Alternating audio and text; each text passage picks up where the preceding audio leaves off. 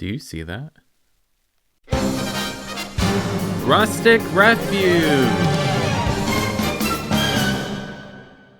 Hi, my name is Aaron and I'm a Pokemon photographer. It's a new day in the photo studio, and last time I visited the Any Egg Can daycare where I helped supervise baby Pokemon like Riolu and Munchlax, and I learned how to manage a community from Elena. I don't know if I'm cut out to raise a baby Pokemon, let alone 5 by myself, but I guess that just means I have some growing to do. I'm continuing my pursuit of filling out my Photodex with not only the intention of proving to Professor Oak that my photos are better than what he thinks, but also produce work to submit to the Pokemon photo contest. Throughout this region, there are spots known as photo reserves I'll be visiting that are overseen by special trainers, so subscribe, like, and join me on this journey as I capture Pokemon in a slightly different way.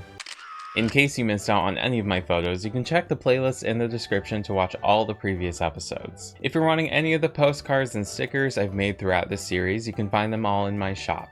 This is all part of my monthly mail club where after I take pictures of the Pokemon in each episode, you can receive an envelope every month containing postcards, stickers, and a personal letter from me. You can find out more by checking the link in the description. This time we've been asked by a Pokemon scientist to explore Rustic Refuge and capture photos of Pokemon in their natural environments to help support a future update of Professor Jacques' Pokédex app. Hi, my name's Cory, and you found yourself at Rustic Refuge. So I actually reached out to Aaron because there's a project I want him to help me with. You see, I'm a Pokemon biologist, and right now I'm studying under Jacques from UVA Academy, and a lot of my research centers around educating people about Pokemon conservation, specifically how human lifestyles are actively affecting Pokemon around the world, whether that be shifting habitats, adapting with new types, or even in the worst cases, extinction. But for today, I have specifically recruited Aaron so he can capture photos of Pokemon in their natural environments with the hope that those are good enough to go in the next update for Jacques' Pokédex app.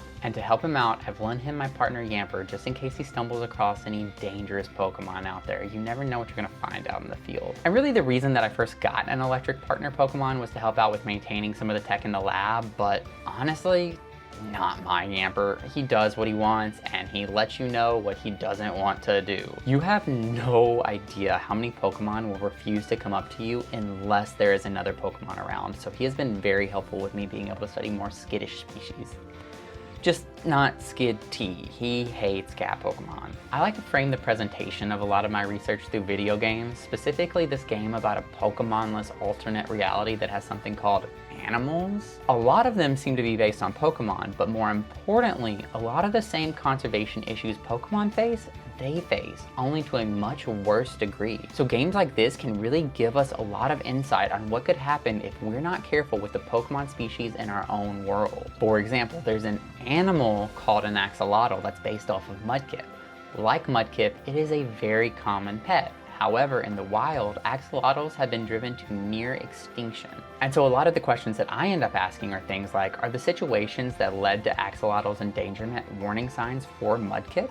Especially because historically, first partner Pokemon have been very hard to find in the wild. And this is even more true for another Pokemon I've asked Aaron to capture today, Slowpoke, who frequently have their tails cut off by poachers. But it's not always as surface level evil as that. A lot of my content is aimed at educating people about how we're unconsciously affecting Pokemon too. A good example of that is a video Jacques and I did about changing Shellos and Gastrodon populations here in Paldea due to climate change, as well as one I did with youngster Joey on the origins of Alolan Rattata and how their accidental introduction to Alola changed the island's ecosystems forever.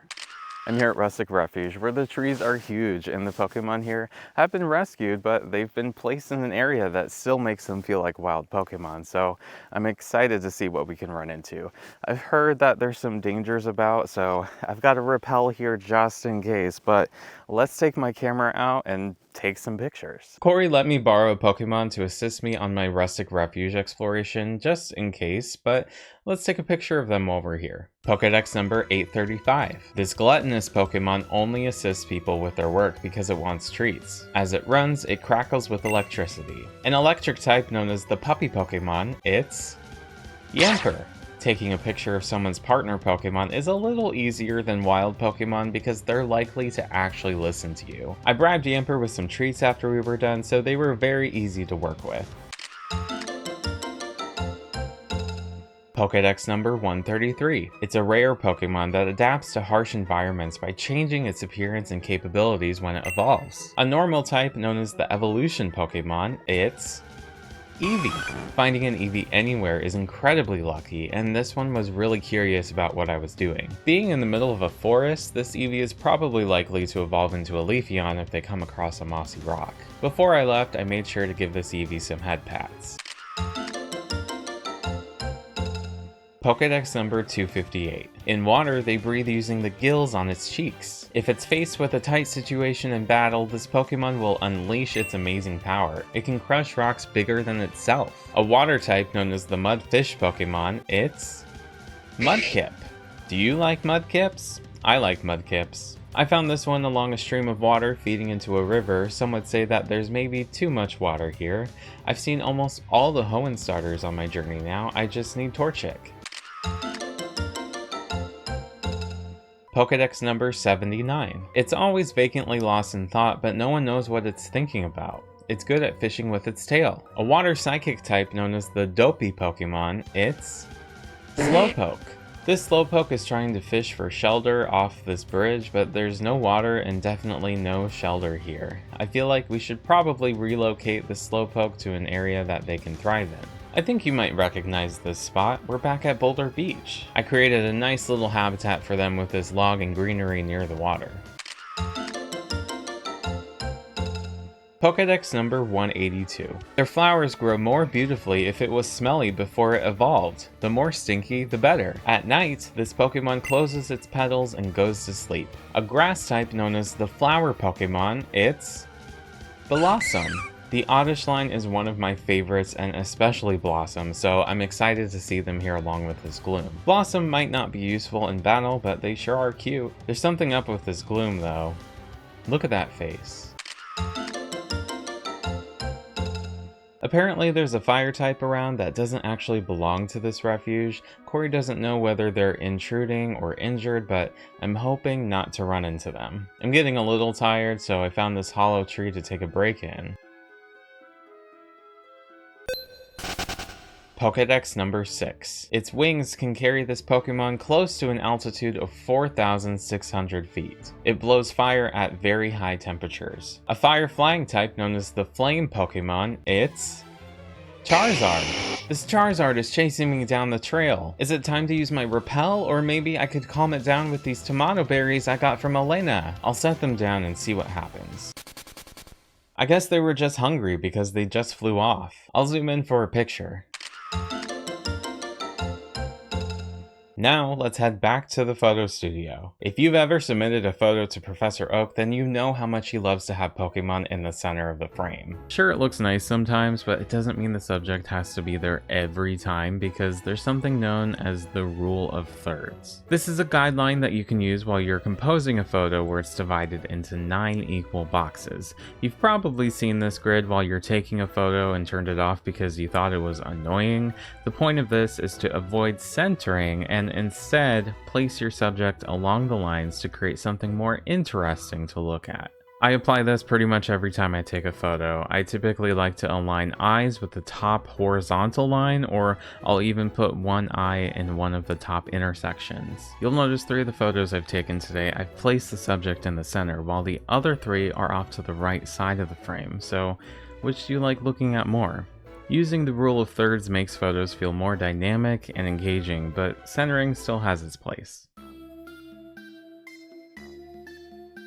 So today, when looking at these photos, I'm going to be judging them based off of 3 different categories. 1, abilities and actions. A lot of times a Pokemon's ability aids in its survival in the wild, or even potentially comes up as a result of its relationship with humans. Yamper has an ability known as Ball Fetch, which allows it to retrieve a Pokeball if a trainer throws that ball and fails to catch the target Pokemon. And a good example of that with these photos might be seeing Yamper with a Pokeball. So, through any of these photos, will we be able to tell what these Pokemon's individual abilities are? There's no place like home. And this is what it sounds like. Is this Pokemon existing in its natural habitat? And what does that tell us about how it interacts with that environment? Style points. Not everything is just about the raw information. Things need to look good too. And our first photo is of my partner Pokemon Yamper. As far as abilities and actions go, though, this is not one where you're able to really discern what ability Yamper might have. And I know for a fact that my Yamper actually has its hidden ability, Rattled, which increases its speed when it's hit with certain types of moves. Yamper doesn't seem to be in any danger here, which is great for me to learn about, that he had a nice safe excursion. It also means that we don't get to glean any part of this Pokemon's biology through this photo. For No Place Like Home, I will give this photo a 3. A lot of times you can find Yamper in fields.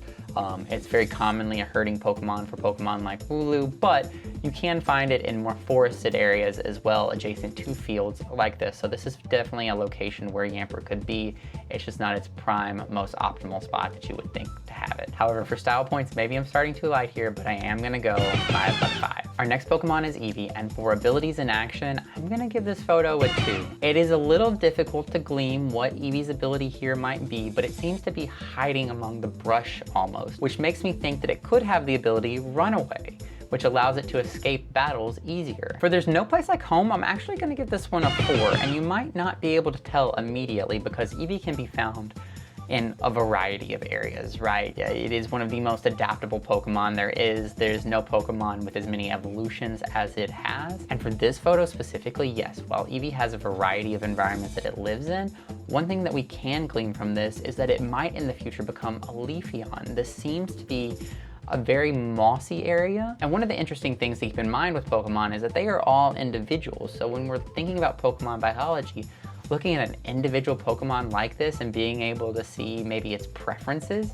is a really neat thing. And finally, for style points, I'm gonna give this photo a 3 out of 5. This is a very nice photo, but I also liked the greens and how they popped better in Yamper's. Mudkip! This is actually my favorite Pokemon of all time. I think Mudkips are the most adorable thing in the world. It looks like Mudkip might be at a sort of lakefront next to a body of water. For that reason, I'm thinking potentially this Pokemon has the ability Damp. So for that reason, considering that this might have an ability that we can discern here, I'm gonna give this a 4 on abilities in action. And for There's No Place Like Home, Mudkip is perfectly within its habitat. It is in a rocky area that will naturally accommodate it when it becomes a Marshtomp and maybe potentially later even a Swampert. And again, it looks to be lakeside. So this is a 5 out of 5 for me, and there is no place like home. As far as style points, I am also gonna give this one a 3 out of 5.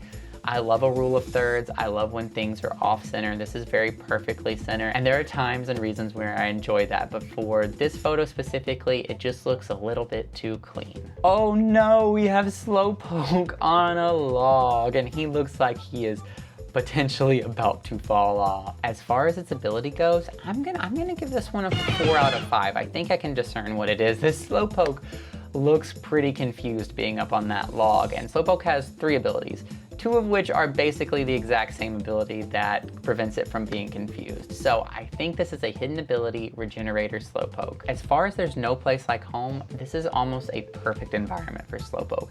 You can tell it is very lush with these bright flowers. Potentially there is water nearby. I am going to dock it 1 point for not seeing the water because Slowpoke do live in very damp habitats, but I am still gonna give this a 4 out of 5. And for style points, I am going full 5 out of 5. The colors and the focus in this are just amazing to me. This could be the cover of a Pokemon biology book. We have both Gloom and Blossom. So for abilities and action, this is gonna be a really interesting one because that Gloom doesn't actually seem to be a Gloom. That is a Ditto in the background. So we can see a lot of stuff here. One, this is either a hidden ability Ditto with Imposter, or it has used the move Transform. Now, because we can't tell the ability, but we can tell a lot about its biology with the transformation at play, I am gonna keep from docking this too many points. The second thing is the Blossom in the photo, and it's very hard to see if she has the ability Chlorophyll or Healer here. If this was a real Gloom, given the expression on her face, I think we would know that this Gloom had a stench ability. But here, I think the Blossom might just be surprised that something's not quite right about this Pokemon behind it. For abilities in action, I'll give this one a 3. For There's No Place Like Home, perfect environment for both of these Pokemon. Ditto is a very adaptable Pokemon, can be found in a lot of environments, and Blossom, well, Blossom loves green climates. And for style points, we've got 2 Pokemon in this photo. Nice focus in the foreground. The background is good and blurry. I am going to give this one a 4 out of 5. And for our final Pokemon, we have Charizard. Now, it's a little hard to determine what's going on here in terms of its abilities. I would say, given what Aaron has told me happened to him while they were out in the field, this might be a hidden ability, Solar Power Charizard. It's a little hard to tell if that's direct Skylight behind them or if it's more Twilight, but I will give it a 2 out of 5. I can maybe discern its ability, maybe not. For reference, Solar Power, what it does is in sunlight, it will boost a Pokemon's special attack while reducing HP. For habitat, this Pokemon is up in the sky. Charmander evolved so that it could fly. This is a 5 out of 5. And for style points, while the background is a little homogeneous in terms of the environment, I do really enjoy the colors and they contrast very well with Charizard's orange skin. One of the reasons that I love Mudkip so much is that blue and orange are opposite on the color wheel. And this purple, almost blue, is almost hitting that exact same frequency for me that Mudkip does. So for this, I'm going to give style points a 4 out of 5. And for the final judgment, I'm gonna crown my favorite photo as Slowpoke's photo. Yamper was a very close second, and there was heavy bias there because that is my own Pokemon at play, but I can't beat the Slowpoke photo. It looks like something out of a dream. Thank you for grabbing these photos for me, Aaron. They're going to be perfect for Shock's updated Pokedex app. Photodex review. This time we took pictures of Yamper, Eevee, Mudkip, Slowpoke, Blossom, and Charizard. Talk about an encounter with a wild Pokemon, because things got a little crazy there. Let me know what you'd like to see me take pictures of next in the comments below. If you've reached the end and you like what you saw here today, make sure to press the like button to let Professor Oak know that you like my photos. If you're wanting any of the photos from today's adventure or a previous one, you can find them in my shop along with the sticker sheets I've made for each episode. Check the description for links to my shop and mail club, Cory, and tag me in your photos if you also decide to get out into the wild grass.